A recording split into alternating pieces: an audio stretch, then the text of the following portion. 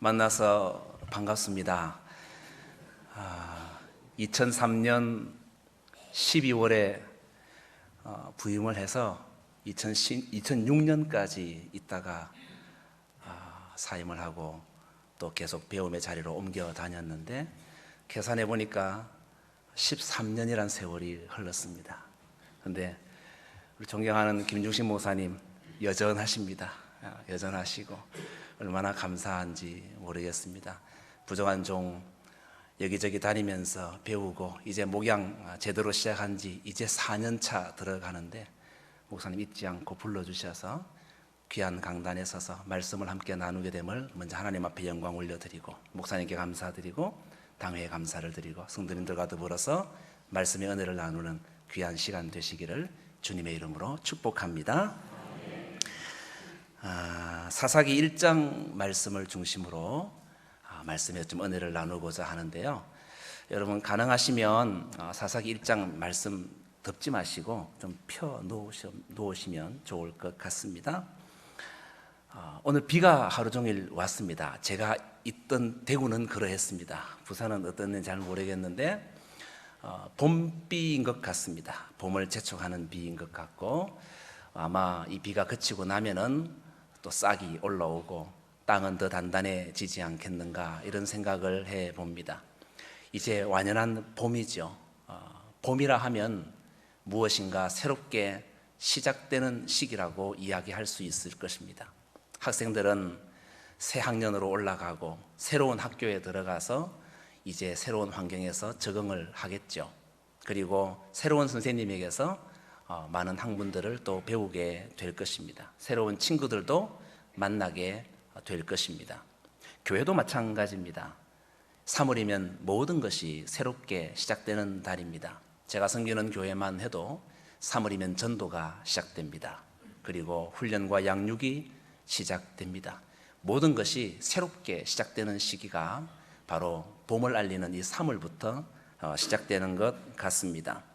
이 모든 새로움이 시작되는 이 시점에 헌신 예배를 드리는 이 남전도의 모든 회원들과 예배에 참여한 모든 주의 성도들이 하나님 앞에 다시금 우리의 신앙을 점검하고 믿음으로 출발을 다짐하는 은혜의 시간이 되시기를 먼저 주님의 이름으로 축복합니다. 오늘날 시대를 바라보면은 포스트 모던 시대라고 이야기할 수 있을 것입니다. 그러한 까닭에 이 시대에 있어 핵심 문장을 한번 요약해서 이야기해보라. 그러면 절대 진리는 없다. 뭐가 진리냐? 내가 경험하고 내가 깨우치고 내가 습득한 것, 곧 내 입에서 나오는 말이 진리다. 이렇게 이야기할 수 있을 것입니다. 세상이 주장하는 바 절대 진리는 없기 때문에 너에게 생각되어지는 그 진리를 나에게 강조하지 마라. 네가 가는 그 길이 옳다라고 나에게 따라올 것을 요구하지 마라. 이게 오늘날 시대의 사람들의 특징입니다. 바꿔 얘기하면 다양성을 인정해야만 하는 시기에 왔다는 것이죠. 이런 차원으로 본다면 믿음의 길을 걸어가고 있는 성도에게는 굉장히 어려움이 있게 됩니다. 우리에게는 절대 진리자 예수 그리스도가 있지 않습니까?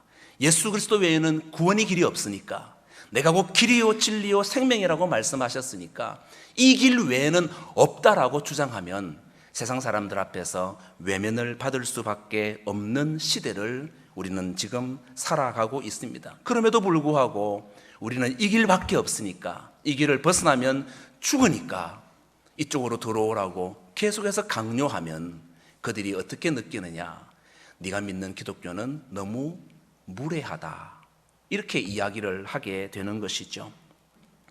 그렇습니다. 이 시대는 분명히 예수라는 절대적 진리를 붙잡고 살아가는 우리에게 있어서는 위기 중에 위기라고 할 수 있을 것입니다.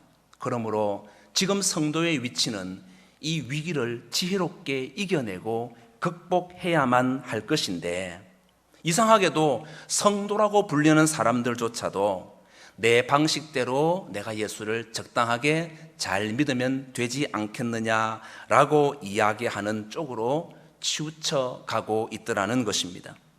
하나님을 섬기고 하나님을 예배하고 하나님을 위한 봉사와 사역을 진행할 때도 내가 생각할 때에 좋은 방식으로 내가 느끼기에 괜찮은 방법으로 진행을 하고자 하는 것이죠. 그래서 명분에 맞게 내 감정이 상하지 않는 범위 안에서 교회를 이렇게 이끌고 섬기고 부서 안에서 이렇게 충성하면 더 좋지 않겠느냐라고 이야기를 합니다.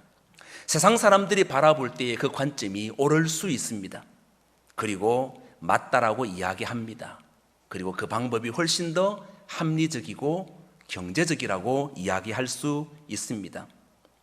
우리의 생각들이 그렇게 바뀌어지는 것이죠. 옛날처럼 그렇게 고리타분하게 신앙생활 해가지고 되겠느냐. 요즘 세상이 어떤 세상인데 시대에 맞게 우리의 하나님 앞에서의 신앙의 행태도 달라져야 한다라고 이야기합니다. 그러니 가만히 보니 그렇게 말하는 성도들의 모습조차 이미 포스트 모던적이라고 이야기할 수 있습니다.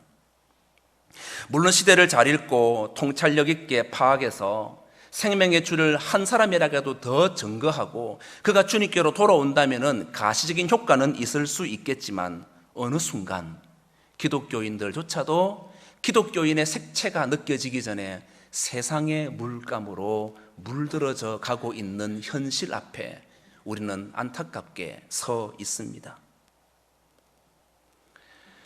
사회자 장로님께서 집사님께서 봉독해 주신 이 본문 말씀, 이 사사기 1장 말씀은 오늘날의 이러한 모습을 여과 없이 보여주고 있습니다.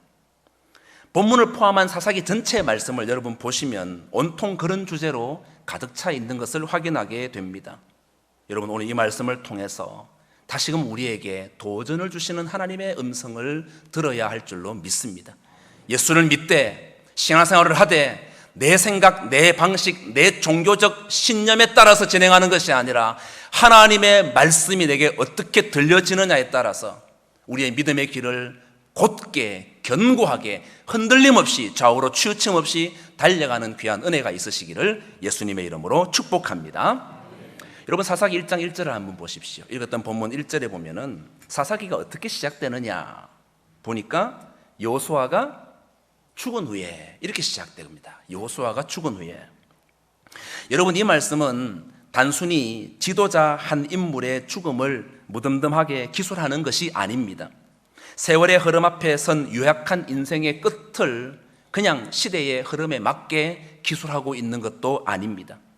여호수아가 죽은 후에라는 말의 의미는 인생 하나가 생을 다하고 끝기어지는 것을 의미하는 것이 아니라 그를 대표하는 이스라엘 전체의 위기감이 시작되었을 때라는 것을 의미하는 말씀입니다. 여러분 여호수아가 누굽니까? 여러분 잘 알듯이 여호수아는 모세의 후계자로서 이스라엘 백성을 가나안 땅에 들어가게 하고 정착시켰던 이스라엘의 지도자, 영도자였습니다. 그런데 그러한 지도자가 이제 죽습니다. 그래서 이스라엘 백성들 눈앞에서 사라져 버렸습니다. 그러니 여러분 이스라엘 백성들에게 있어서 여호수아가 죽은 후는 위기의 시작이라고 할 수 있습니다. 이 질문은 오늘날 성도의 가정과 성도의 직장과 사업장 그리고 함께 모여 교제하는 신앙의 공동체 앞에서도 밀접하게 연결되어 있습니다. 오늘날 사회는 매우 복잡하고 빠르게 진행됩니다. 그래서 누군가가 나의 지도자가 되어서 이럴 때는 이렇게 해라, 저럴 때는 저렇게 해라, 이런 상황을 만났을 때는 이렇게 대처해라 가르쳐주고 지도해 준다면 참 좋겠는데, 그러나 세상은, 현실은 나를 일일이 따라다니면서 나를 가르쳐주고 나를 인도해 줄 만한 지도자가 없는 형편입니다. 그런 면에서 본다면 우리의 삶은 사실은 내일을 장담할 수 없는 위기 가운데 걸어가는 인생이라고 볼 수 있죠. 이런 위기 앞에 과연 나는 어떻게 살아야 되느냐, 이런 위기에 직면한 나는 과연 오늘 어떻게 나는 대처해야 되느냐, 여호수아가 죽은 후에 직면했던 이스라엘 백성들의 형편하고 똑같은 사실입니다. 그러한 까닭에 여호수아가 죽은 후에 이스라엘 백성들이 어떻게 해서 하나님 앞에 인정받고 어떻게 해서 책망을 받았는지 그 모습을 보면서 나를 진정으로 이끌어줄 만한 영적 지도자의 부재 현상 앞에서 우리의 신앙의 삶이 한 걸음 한 걸음 어떻게 내디뎌져야 할지를 점검하는 은혜의 시간이 되어야 할 것입니다. 여호수아가 죽었습니다. 여호수아가 죽고 난 이후에 이스라엘 백성들이 어떤 자세로 나오게 되느냐, 오늘 본문 1절 말씀을 계속 보시면 이스라엘 자손이 여호와께 여쭈어 이르되 우리 가운데 누가 먼저 올라가서 가나안 족속과 싸우리이까. 자, 여기 보니까 이스라엘 백성들은 자신들 중에서 누가 먼저 올라가서 가나안 족속과 싸워야 할지를 여호수아가 죽었으니까 여호와 하나님 앞에 묻고 있습니다. 하나님께 여쭈었다는 것, 우리가 흔히 생각하기 쉽습니다. 하나님과의 친밀함이 여전히 지속되고 있었다는 것을 의미합니다. 자, 이스라엘 백성들은 하나님과 친밀한 관계에 있었다라는 것이죠. 이러한 상황을 보면 시대적 상황하고 맞물려 볼 때에 아주 의외라고 이야기할 수가 있습니다. 여러분, 성경을 조금이라도 접해 보신 분이라면 사사기 말씀이 이스라엘 백성들에게 있어서 어떤 시대였는지 잘 알고 있을 것입니다. 이스라엘 백성들에게 있어서 사사기 시대는 신앙의 암흑기였습니다. 좋지 못한 불신앙의 쳇바퀴가 도는 그러한 인생 가운데 놓여 있을 때였습니다. 정말 그렇습니다. 이스라엘은 사사시대의 신앙의 암흑기를 보냅니다. 각자 자기 소견에 옳은 대로 행하는 왕의 부재 현상을 심각하게 느끼던 때가 사사시대였습니다. 그렇기 때문에 이스라엘이 아주 방자하고 교만한 모습으로 하나님 앞에 서 있을 것이라는 추측을 하게 됩니다. 언제? 사사기를 접할 때마다. 게다가 그들의 영도자 여호수아가 죽은 후였습니다. 그러면 더더욱 교만하여 하나님의 말씀을 잊어버리고 하나님을 떠나는 이스라엘 백성을 충분히 유추해 볼 수가 있는데, 오늘 본문에 보니까 의외의 반응이 나와요. 여호수아가 죽은 후에 이렇게 시작한 문장이, 리더십이 쓰러졌으니까 하나님을 떠났다, 이스라엘 백성들이 교만하였다, 그들이 배교했다, 죄악 가운데 빠졌다, 우상을 섬겼다, 이런 문장이 이어질 것으로 생각했는데 의외로 사사기 처음 1장 1절은 그들이 하나님께 나아와 여쭙는 것으로 시작되고 있습니다. 여러분, 이런 그들의 모습은 우리의 신앙에 긍정적으로 적용해야 할 부분입니다. 헌신 예배를 드리시는데 우리가 언제 하나님 앞에 여쭙습니까? 헌신 예배를 드릴 때만, 아니 주일날 예배 드릴 때만 예배 드리고 툭툭 털고 돌아가서 월요일부터는 우리는 어떤 인생을 살고 있습니까? 하나님께 여쭙는 인생, 하나님께 한 걸음 더 가까이 나아가는 인생, 하나님과의 친밀함을 유지하는 인생을 살고 계시는지, 아니면 사는 게 너무 바쁘니까, 너무 바쁘게 돌아가니까 하나님을 생각하고 하나님을 바라보고 하나님을 느낄 만한 여유가 전혀 없이 그냥 6일이 훌쩍 지나가 버리는 인생을 살고 있지는 않습니까? 여호수아가 죽은 후였는데도 이스라엘 백성들은 하나님 앞에 나아가 여쭙고 있습니다. 이것은 사사시대와 같이 캄캄한 오늘 이 시대에 하나님의 택한 백성들이 땅 외의 인생을 어떻게 살아야 하는지를 단편적으로 보여주는 하나의 예라고 할 수 있습니다. 헌신, 좋은 말입니다. 몸을 드린다는 것. 근데 여러분, 헌신 예배는 몸을 드리지를 않더라고요. 예배 1시간 드리고 끝나더라고요. 진정한 헌신의 출발은 무엇이라고 생각하십니까? 하나님 앞에 꿇어 앉아서 그분의 말씀을 듣는 것에서 시작합니다.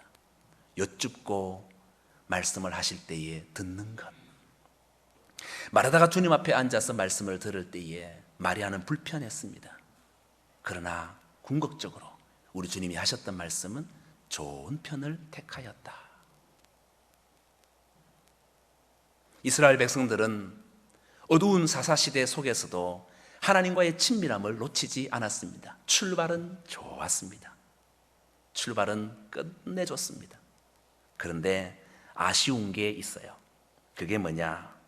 하나님께 여쭈었다면은, 여쭙고 난 다음에는 하나님이 말씀하실 내용에 귀를 기울이고 그 말씀 따라서 단순하게 순종하며 사는 인생이 당연히 따라와야 하는데, 그것까지 도달하지 못한 이스라엘의 연약함이 사사시대 전반부를 차지하고 있습니다. 그들의 질문에 대한 대답으로 하나님께서 말씀하시는 것은 유다가 올라가서 싸워라. 유다가 올라가서 그들과 싸워라. 본문 2절 말씀입니다. 여호와께서 이르시되 유다가 올라갈지니라. 보라, 내가 이 땅을 그의 손에 넘겨 주었노라 하시니라. 하나님께서는 그들의 질문 앞에 유다가 올라갈 것을 분명히 말씀하고 있습니다. 자, 하나님이 유다가 올라가서 싸워 이겨 그 땅을 차지하라고 말씀하셨습니다. 그러면 하나님께 나아가 여쭈었던 이스라엘 백성들이 그 말씀을 받았다면 어떻게 해야 되겠습니까? 말씀대로 순종하면 됩니다. 유다가 올라가서 치면 됩니다. 그러면 당연히 승리는 따라올 것입니다. 그런데 일은 어떻게 진행되느냐? 3절 말씀을 보시면 유다가 그의 형제 시므온에게 이르되 내가 제비 뽑아 얻은 땅에 나와 함께 올라가서 가나안 족속과 싸우자. 그리하면 나도 네가 제비 뽑아 얻은 땅에 함께 가리라 하니 이에 시므온이 그와 함께 갔다. 이렇게 말씀을 합니다. 하나님께 여쭙고 또 그 질문에 대한 답을 받았는데 그 답을 받았음에도 불구하고 유다는 말씀대로 온전히 순종하지 않고 그 형제 시므온에게 우리 같이 올라가서 싸우자 권유합니다. 이유인즉 같이 올라가면 훨씬 더 빨리 정복할 수 있지 않겠느냐. 그리고 나중에 너네가 올라갈 때 우리가 또 도와줄게. 참 경제적인 논리입니다. 합당해 보입니다. 그러니 시몬이 또 덩달아 따라 올라가요, 같이. 이 모습에서 우리는 이스라엘에게 무언가 삐걱거리는 것을 발견해야 합니다. 여러분, 상황에 따라 달라지지 마시고 형편에 따라 사건을 재구성하지도 마십시오. 말씀을 분명히 보세요. 하나님은 유다가 올라가라고 말씀하셨지 시므온과 함께 올라가라고 말씀하지 않으셨습니다. 공동체 입장에서는 서로에게 이해가 되고 상황이 그러니 바꿀 수도 있고 더할 수도 있고 뺄 수도 있습니다. 그것이 가나안을 정복하는데 훨씬 더 좋은 방법이 될 수 있기 때문에, 충분한 이유가 될 수 있고 명분이 될 수 있기 때문에 혼자 치러 올라가는 것보다는 협력하는 것이 피를 덜 흘리고 더 빨리 정복할 수 있을 것 같아 보이니, 사람의 관점에서 보면은 집합끼리 협력하는 것 너무 좋은 것입니다. 동력하는 것 너무 좋은 것입니다. 그것 자체가 그릇된 것은 아닙니다. 오히려 동력하며 유다가 시몬과 함께 치러 올라가면 시너지 효과를 보는 것은 불을 보듯 뻔한 사실입니다. 그러나 여러분, 누가 올라가면 될지를 여쭈었던 그 자리에 유다가 올라가라고 말씀하신 하나님의 명령 앞에는 온전한 순종이 되지를 못했습니다. 아무것도 아닌 것 같아요.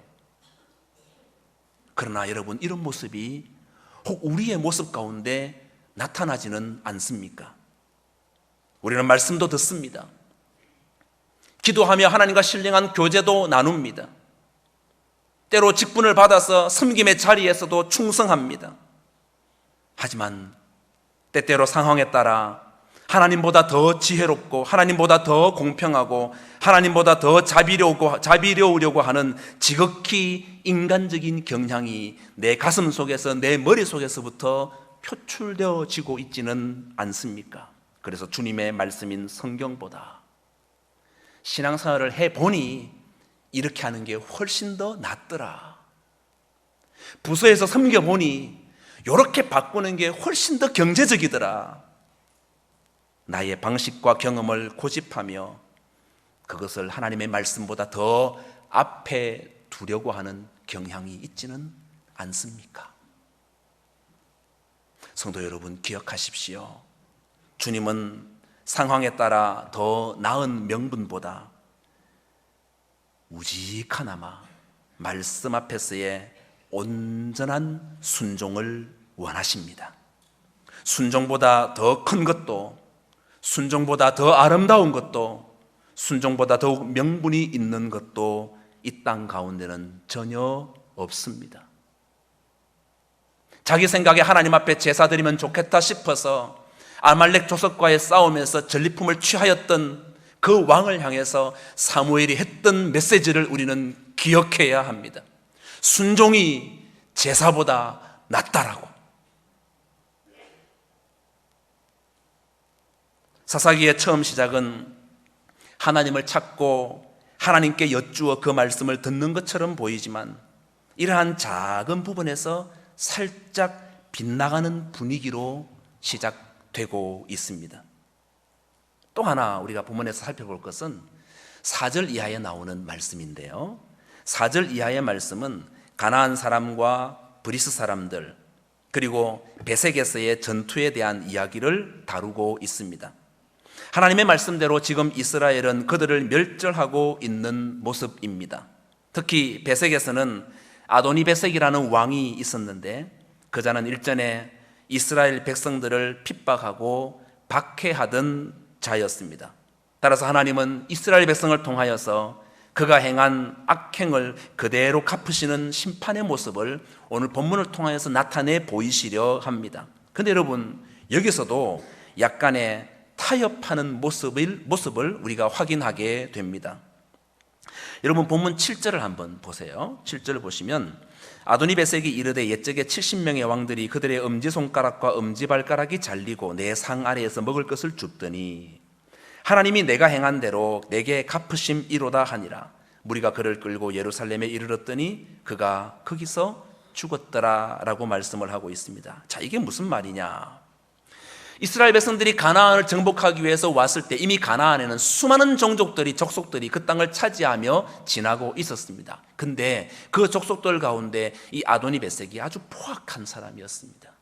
그가 주위에 있는 작은 족속들을 다 쳐서 멸하였는데 그 족속의 수장들, 왕들을 다 잡아가지고는 그들의 엄지발가락과 그리고 그들의 모든 엄지손가락을 다 잘라가지고 종으로 부려먹었다는 것이죠. 아주 포악한 왕이었죠.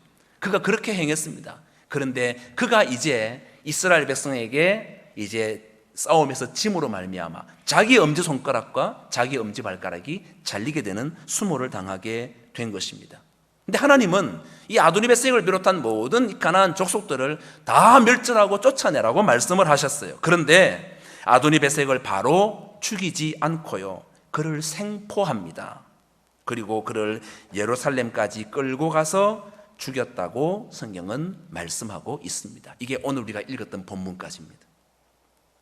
이 구절은 학자들마다 여러 가지 의견으로 좀 나뉘어요. 크게 두 가지로 나뉘는데, 하나는 아도니베섹이 손가락이 잘리고 발가락이 잘려서 힘들어하는 상태로 큰 부상을 입고 예루살렘까지 끌려와서 거기서 죽었다 해석을 하는 사람이 있는가 하면, 많이 되지는 않지만 또 다른 학자들은 뭐라고 이야기하는가 하면은, 그렇게 죽일 거면 바로 그 자리에서 죽였지, 끌고 와서 예루살렘에서 그냥 계속 살다가 나중에 수명이 다하여 자연사했다, 이렇게 해석하는 학자도 꽤나 많이 있습니다. 여러분, 이스라엘은 하나님께 묻고 순종의 길을 걷기 시작했습니다. 하지만 그 순종이라는 것이 참 중요합니다. 여러분, 어디까지 가는 것이 순종이냐? 50보 100보라는 말이 있죠. 어디서 생긴 말입니까? 전장에서 50보 도망간 병사가 100보 도망간 병사에게 욕하는 말이었습니다. 그런데 결론은 뭡니까? 둘 다 도망을 간 거예요. 둘 다 도망을 간 거예요. 순종이란 뭘 얘기하느냐? 끝까지 가는 것을 순종이라고 이야기합니다. 이스라엘 백성들이 순종을 한 것 같은데 가만히 보면 충분히 끝까지 온전히 순종하지를 않았습니다. 작은 부분에서 타협하고 자기의 종교적 신념이 하나님의 말씀을 덮어버리는 결과가 많이 있었습니다. 이것이 당장에는 큰 문제가 일어나는 것은 아닙니다. 하지만 이러한 태도는 언제든 자신을 파멸시킬 부메랑이 된다는 것을 기억해야 합니다. 사랑하는 성도 여러분, 옛적이 그들이 살았던 애굽은 불순종의 땅이었는지는 몰라도 지금 그들이 딛고 있는 땅 가나안은 순종을 위한 땅입니다.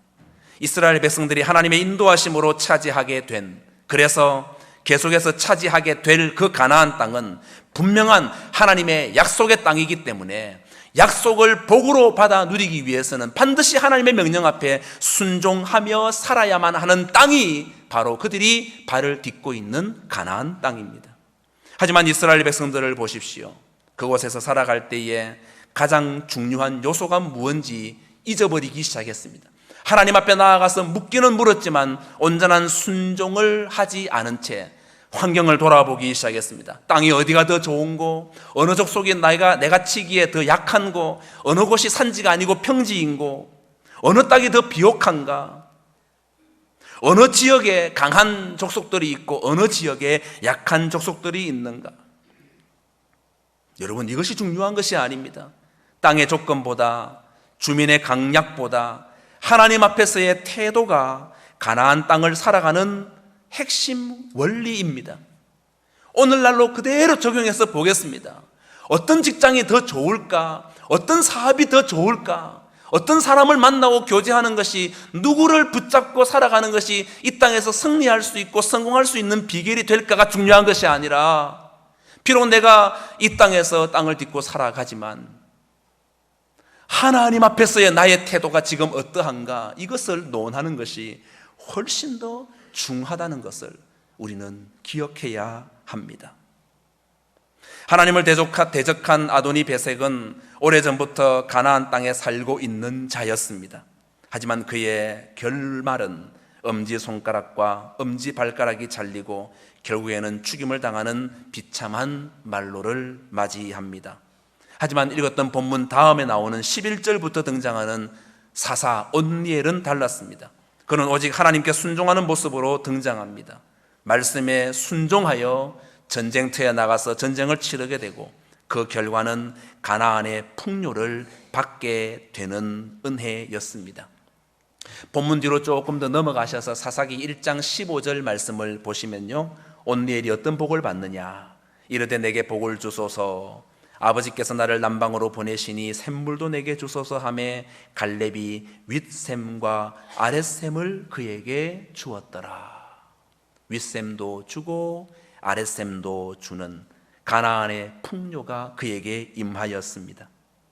가나안의 풍요는 가나안의 우상을 숭배하는 사람이 아니라 여호와 하나님 앞에 자기의 믿음의 절개를 지키고 담대하게 단순하게 말씀에 순종하는 자에게 합당하게 임함을 보여주는 모습입니다. 이스라엘은 표면적으로는 계속해서 하나님의 명령에 순종하는 것처럼 보입니다. 하지만 무언가 자꾸만 찝찝한 모습으로 순종하고 있는 것처럼 나타나요. 그리고 그 모습이 아주 일관됩니다. 전혀 순종을 하지 않으면 뭐라도 말할 것 같아요. 너 왜 그렇게 가고 있냐고. 전혀 순종하지 않고 말씀을 무시하면 말씀 앞에 비추어 가지고 호통칠 것 같아요. 그렇게 살면 안 된다고. 그런데 가만히 보면 순종하는 것 같은데, 말씀 따라 움직이는 것 같은데 지극히 내 방식, 내 감정, 내 기분, 내 환경에 맞게 어정쩡하게 순종하고 있더라는 것입니다. 본문 뒤에 기록된 19절 말씀을 한번 찾아보십시오. 19절에 보면요, 여호와께서 유다와 함께 계셨으므로 그가 산지 주민을 쫓아내었으나 골짜기의 주민은 철병거가 있으므로 그들을 뭐 했다고요? 쫓아내지 못하였다라고 말씀하고 있습니다. 자, 첫 문장은 여호와께서 유다와 함께 계셨다. 유다가 치러 올라가는 그 자리에 여호와 하나님이 함께 계셨습니다. 이건 놀라운 선언입니다. 승리에 대한 약속이고, 그리고 부요에 대한 약속입니다.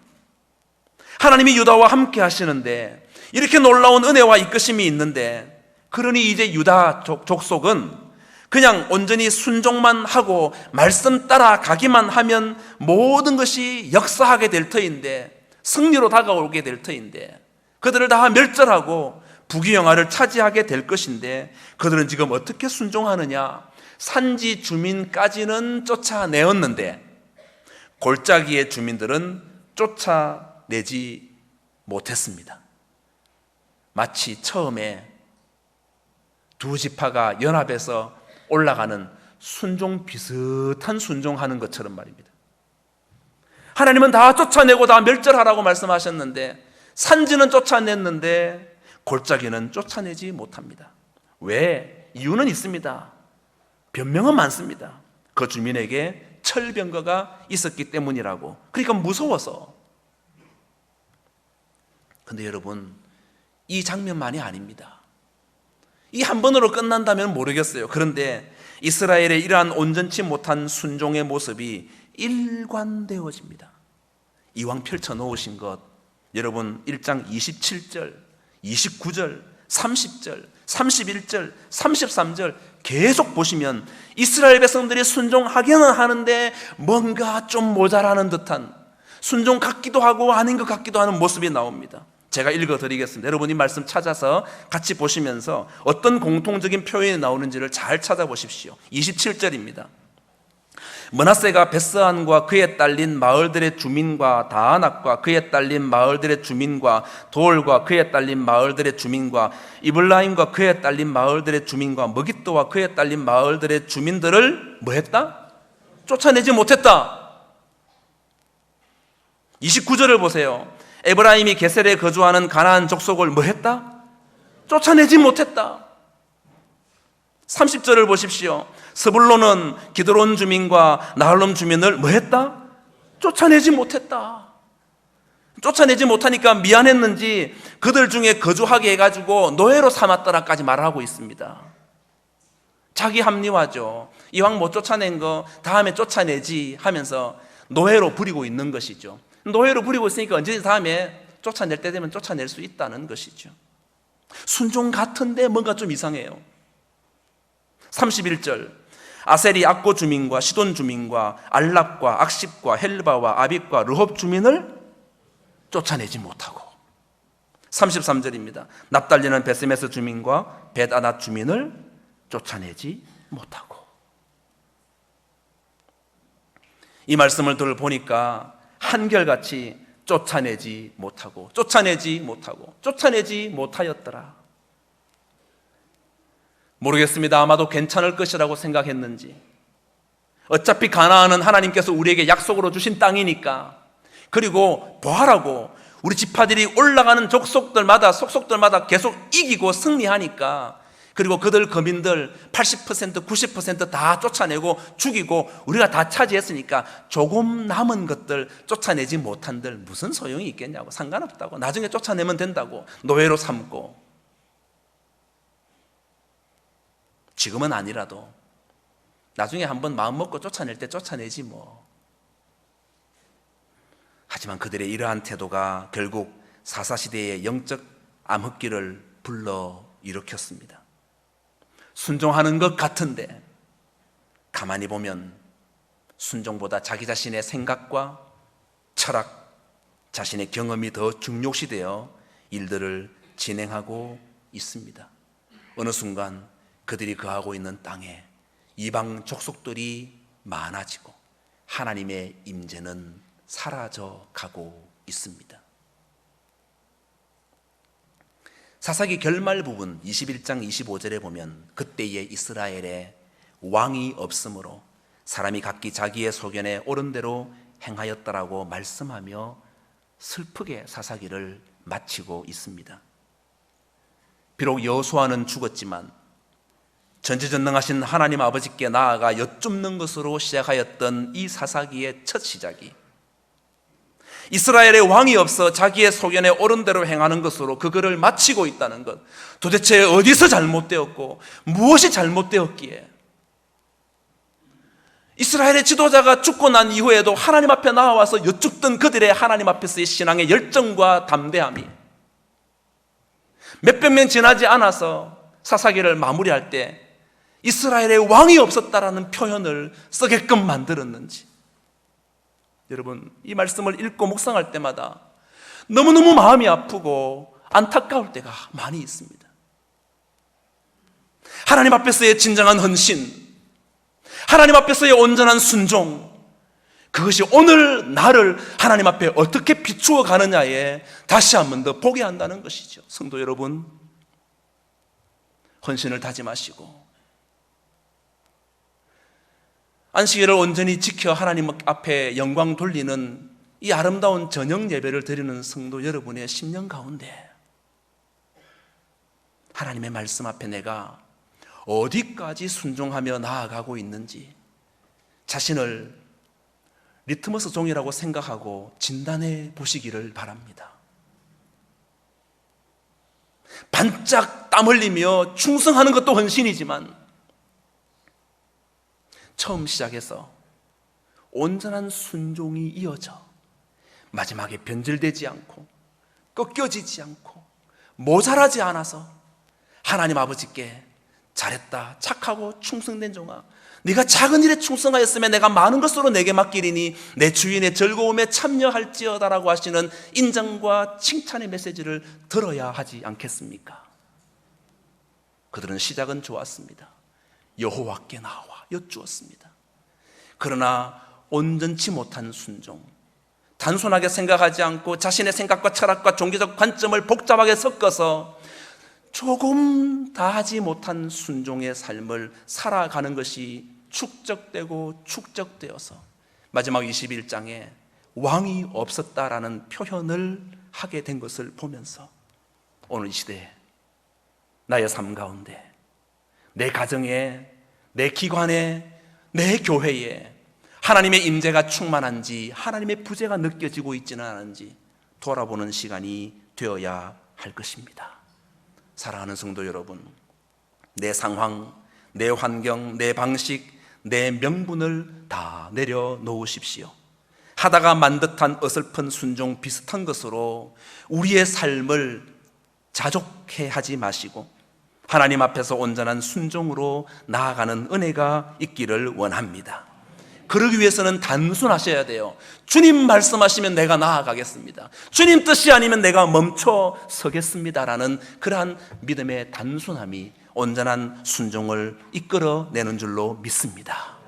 사랑하는 이남전도의 모든 회원 여러분, 그리고 이 저녁 예배에 참여한 주의 사랑하는 성도 여러분, 하나님 아버지께 온전한 순종의 삶을 끝까지 살아드려 변질됨이 없이 모자람 없이 하나님 아버지를 시원케 해드릴 수 있는 믿음의 견고한 성도님들 다 되시기를 예수님의 이름으로 축복합니다.